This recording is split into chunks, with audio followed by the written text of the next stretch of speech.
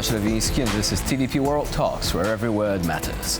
Paris. So a high-level meeting between leaders of Poland, Germany, France, Spain, Italy, Denmark and the Netherlands, accompanied by NATO Chief Mark Rutte and EU Commission President Ursula von der Leyen. Gathering in the French capital, European leaders set out to prepare a response to the alarming signals coming from the Trump administration regarding the war in Ukraine. At stake is the continent's geopolitical position, its significance and its own security. But did the meeting achieve anything besides an impassioned appeal for unity again? Joining us now is Marta Prochwicz, Deputy Head of Warsaw Office, the European Council on Foreign Relations. Hello and welcome to TVP World. Thank you for inviting me. So what do you think about the outcome of this meeting? Was this the momentous event everyone was waiting for, or is it more of the same? I think, unfortunately, we did not see what we would have wanted to see. There is no coherent declaration or consequence of this meeting. I think it unfortunately shows that Europeans were not able to agree on what kind of security guarantees we can provide to Ukraine at this point. Yeah, the message was kind of confused. I mean, Britain said, yeah, we're okay with the idea of sending troops to Ukraine. Germany said too early to discuss that. For obvious reasons, Poland was more reticent, saying we're not planning to send troops because we serve different purposes. Doesn't this show that this idea of unity was actually easier said than done? It definitely is. We recently did a poll, a survey at ECFR, where we tracked how Europeans view the current situation, how they view Trump and the situation in Ukraine.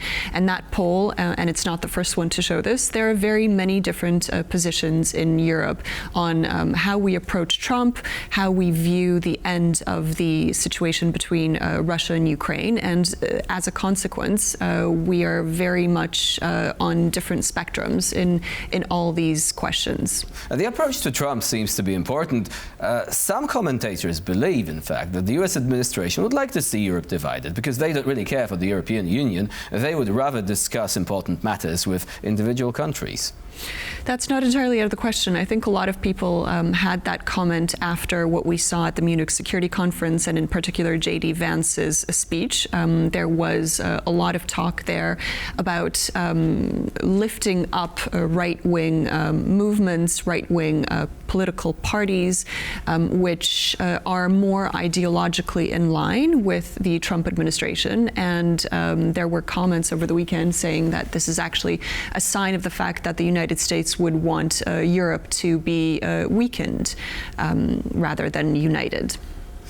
So what about the European response, really? What signal do you think would actually matter? For example, do you think the European Union should confiscate Russian sovereign funds, saying, okay, if the United States doesn't want to do that, we're going to do that. We're going to provide this for Ukraine because we can't see any guarantees emerging from the US in the foreseeable future. Do you think it's likely to happen? Likely to happen. Right now, the meeting in Paris was one of those meetings that it feels was just a missed opportunity to this common position. Now, there are still a lot of things that the European Union or coalitions of European states can do in this current situation. And the frozen Russian assets is definitely one of the things that Europe holds power over and could enforce in order to help Ukraine. Another one is the hope that Ukraine will be able to come to a reasonable agreement with the United States over the rare earth minerals situation. And this would represent more of the views that we should nevertheless try to maintain some kind of engagement with the United States and have them in a certain role on European and Ukrainian territory. But that's very difficult to Yes, I mean, we're going to be coming back to the rare earth minerals in a moment. But first, don't you think that some commentators saying, for example, that the United States is now likely to be an adversary for Europe and not a friend, or suggestions that the US could pull troops out from Eastern Europe, do you think is excessive? Do you think that some people are going overboard in trying to criticize Trump before the actual negotiations produce any results at all? No, I don't think that that's excessive, actually. I do think that we are witnessing the greatest crisis in transatlantic relations that we have dealt with since for the last 75 years. The United States has dramatically changed. Now, the reactions from Western Europeans and from Eastern Europeans is starkly different, and this goes back to what I was saying before about the divisions. So Western Europeans, who have a very long history of engaging with the United States as an equal partner, have very big stakes when it comes to their economy and the exchange with the United States, are definitely sounding alarm bells and saying that we can no longer trust the United States to provide, to be the sort of ally that they were. Eastern Europeans view this entirely differently and are trying to calm the mood and nevertheless engage.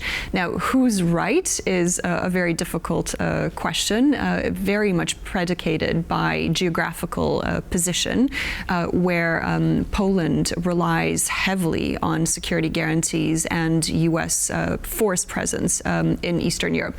But just to add, it very much reminds me of what we here in Poland and on the eastern flank were saying about Russia since 2008, since the invasion of Georgia, and then 2014, the annexation of Crimea. We were sounding alarm bells back then about Russia, and were not always heard by Western Europeans. I think this is what is happening right now with the case of the United States. It's taken a while, didn't it, though? But coming back to the question of the deal concerning minerals in Ukraine. Now, initial reports suggest that this was not a good deal. President Zelensky said, I'm not going to sign this unless our reservations are taken into account.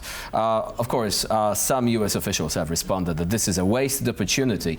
But do you think Zelensky was right in this case? I mean, one commentator called this downright colonial in nature, that particular deal.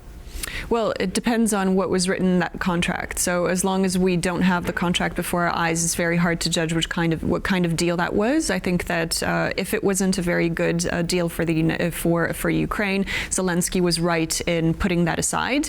But there should still be room, and the two parties should continue to negotiate to find the sort of agreement under which the United States could, in some form, engage in not a colonial exchange, but rather a transaction, a basic business deal where they could have access to certain minerals and as on the other side provide the sort of security that Ukraine needs in order for those investments to be able to prosper.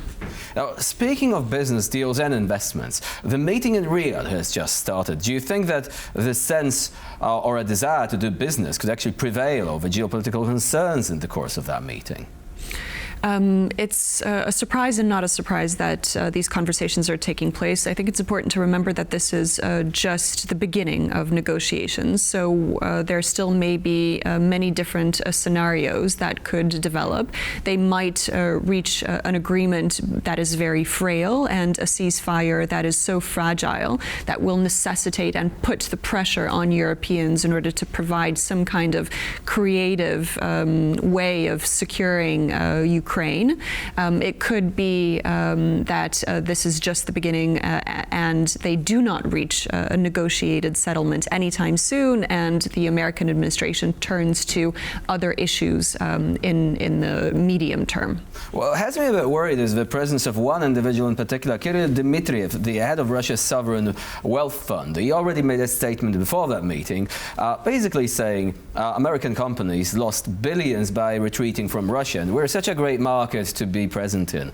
Do you think this is a risk that Russia will try and lure investors, and by extension the US administration, into a rapprochement and away from helping Ukraine? It is. It's definitely there's a very big risk that not only that they reach an agreement and a ceasefire that is frail and Russia will break, because we have seen in the past that that's what it does. Exactly. The second big risk is that they not only talk about the situation in Ukraine, but about the broader security situation, and in particular here in Poland and in Central and Eastern Europe. As part of these conversations, what we might see, and I truly hope not, but we might, is Russia's position being that which it stated in December 2021 about the U.S. withdrawing some of the elements of the security guarantees that it provides to our region. That is a great risk. So would be highly alarming. But one very quick question, because we also have Keith Kellogg visiting Warsaw. Pete Hegseth was here just days ago saying we are a model ally. So doesn't this perhaps contradict that? What do you think is going to be the message here for the U.S. military presence in Poland?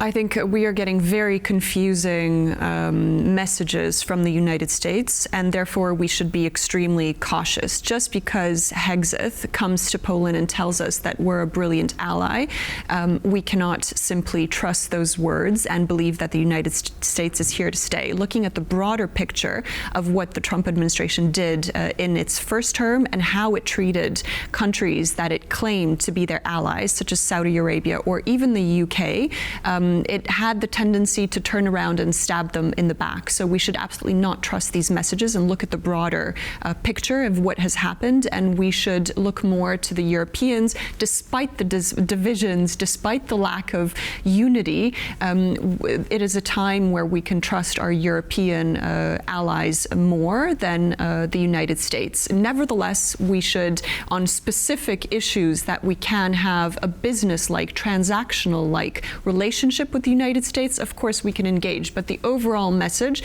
of Polish foreign policy is that we are in the European camp, and we should put our eggs in that basket primarily. Marta Prochwicz was our guest today here on TVP World. Thank you very much for joining us and for sharing your expertise. Thank you very much. And I'm Jonasz Rewiński. You're watching TVP World. Please stay with us for more latest news and updates.